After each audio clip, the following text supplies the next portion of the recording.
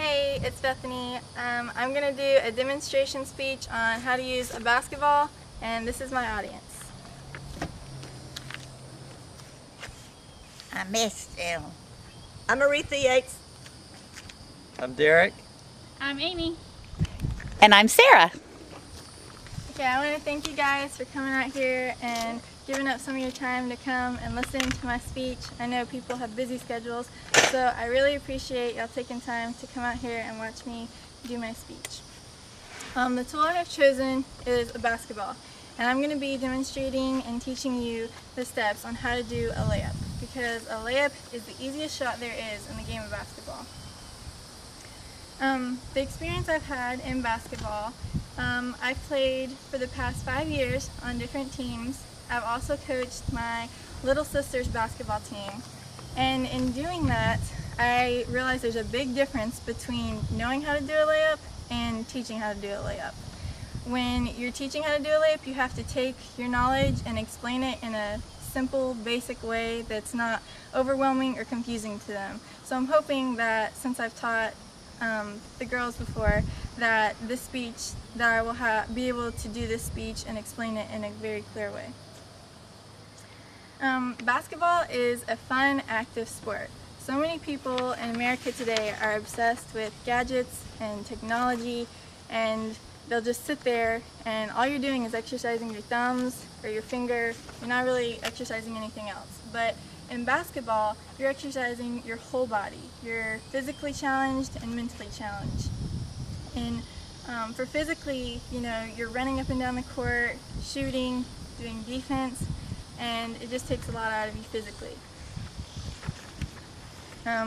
And when you have coaches, they're going to set goals for you, and your teammates are also going to set goals, and you even set goals as an individual. And when you practice hard and you accomplish those goals, it boosts your confidence and makes you feel proud of yourself because you worked hard and accomplished your goals.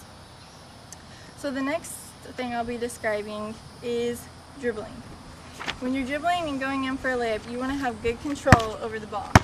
You don't want to be dribbling all the way up here because it's going to make the defender, it's going to give an easy opportunity for the defender to come by and snatch it. So when you're dribbling, you want to have good control, and you don't want to be looking at the ball. If you're just standing there looking at the ball, all you're going to see is the ball and your feet. But when you have your head up, you can see the whole entire court, you can see your players, you can see the defenders, and you see the basket. So it's really crucial to have your head up when you're dribbling.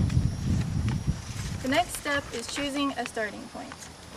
I'm going to demonstrate a right-handed layup because I'm right-handed, so I suggest that you start on the side of the court that you use your dominant hand. So on this side, when you go in, your starting point is going to depend on your height. If you're taller, you're going to want to start farther back because you have longer legs and your stride's going to be longer. If you're shorter, you can start a little bit closer because you're going to have shorter steps.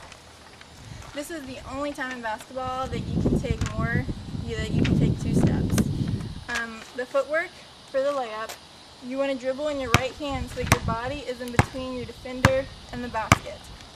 And you want to get a nice 45-degree angle. And when you're dribbling in, you want to make sure that your footwork is right, because if not, you're going to get called for a travel and then you won't be able to score. So when you're going in, your footwork is going to be left, right, left, up.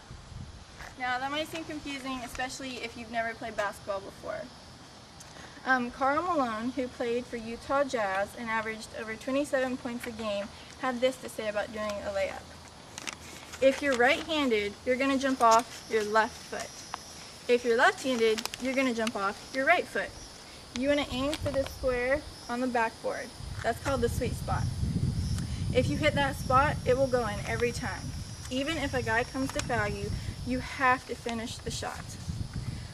This is really crucial because when you're doing your layup, it's easy to get confused or goof up. But just remember that your footwork is left, right, left. Then the next step is the string trick. The string trick helps you remember what arm you're supposed to shoot it with and what leg is supposed to come up. When you're shooting, you want to pretend that there's a string connected from your elbow to your knee. So when you go to shoot, the string, pretend there's a string here, it automatically pulls your leg up to do the layup. So that helps you remember which leg so that you do the form correctly. Now here's the last and final step, shooting. When you shoot the ball, you're going to have one hand on the ball. And you're going to have your other hand right here. Now when you're shooting, you're going to have your 45-degree angle still, and you want to aim for that sweet spot up there. Your left hand is called the guide hand because you're not really shooting, you're just making sure that the basketball goes in the spot that you want it to, which is a sweet spot. Congratulations, you've now learned the art of mastering a layup. This can be used in fast breaks, in driving the lane, so it can be used in pickup games or full court games. And those are the 3 easy steps. You want to do left, right, left, the string trick, and then shoot. That's an easy way for you to remember the correct form without getting overwhelmed. So just remember that perfect practice makes perfect.